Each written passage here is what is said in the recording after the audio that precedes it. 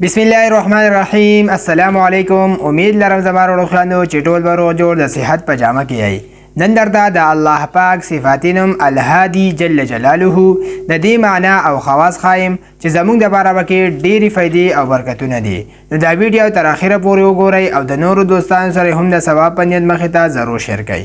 زما وروڼو الهادي جل جلاله دا د الله پاک صفاتینم دی. معنی دا هدایت کوونکی. اوس د دې څو خواص دي دغه درته وایم.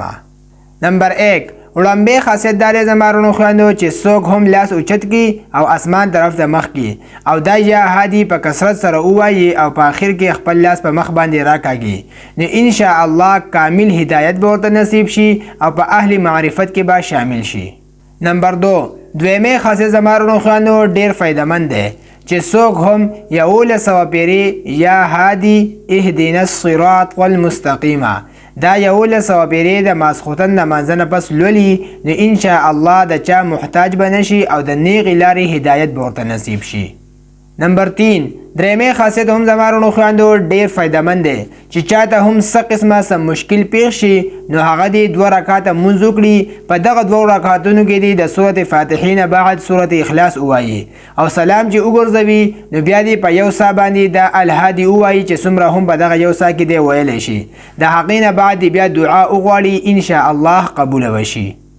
نمبر 4 څلورمه خاصیت هم ډیر فایدهمند دی چې څوک هم په سفر کې وي او لار ورته معلومه نشي نو هغه دی دا یا هادي اهدي دا وایي ان شاء الله لار به ورته میلاو شي. نمبر 5 پنځمه خاصیت دا دی زما وروڼو چې څوک هم د دې الهادي ذکر کوي یا دا ولیکي او ځان سره کیدي نو د دې سره بصیرت او پوهه صحیح پیدا کیږي او د دې الهادي ذکر کول د حکومت والو لپاره ډیر مناسب دی. نمبر 6 شپږم خاصیت دا دی زما وروڼو چې څوک هم د فرایضو نه پس 400 پیرې د دې الهادي ورد کوي نو ان شاء الله لوی مدد به ورته حاصل شي.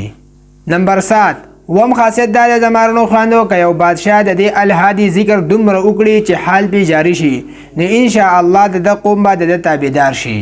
نو دا دوستانو د الله پاک صفاتینم الهادي جل جلاله د دې معنا او خواص امید ده چې تاسو به پې پوه شوي یئ. موږ به خپل دعاګانو کې ضرور یاد ساتئ. تر د بلې ویډیو پورې راته راکړئ اجازت. جزاک الله.